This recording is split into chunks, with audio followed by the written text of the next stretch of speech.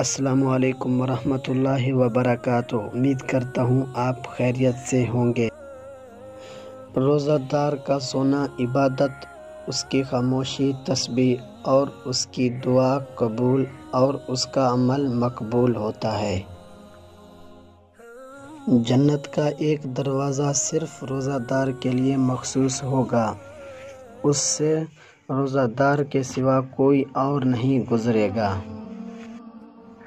رمضان وہ خوبصورت مہینہ ہے جس میں قرآن پاک نازل کیا گیا، اس لیے اللہ نے اس مہینے کو گناہوں سے آزادی کا ذریعہ بنایا ہے۔ رمضان ہر کسی کو نصیب ہو بھی جائے تو روزہ ہر کسی کو نصیب نہیں ہوتا۔ رمضان المبارک ہمارے روح کو مقدس بنانے اور اللہ سے جوڑنے کا طریقہ ہے، اور جب وہ امت کو بخشنے پر آتا ہے تو تحفے میں رمضان المبارک کا مہینہ دے دیتا ہے۔ زندگی کو رمضان جیسا بنا لو، موت عید جیسی ہو جائے گی۔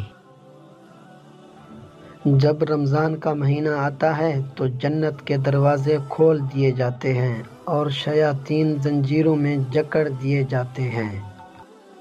حضرت علی رضی اللہ تعالی عنہ نے فرمایا، مجھے عبادت میں دو چیزیں بہت پسند ہیں، سرد موسم میں فجر کی نماز اور گرم موسم میں رمضان کے روزے۔ اگر آپ کو ہماری ویڈیو اچھی لگی تو ہمارے ویڈیو کو لائک کریں اور چینل کو سبسکرائب ضرور کریں۔ شکریہ۔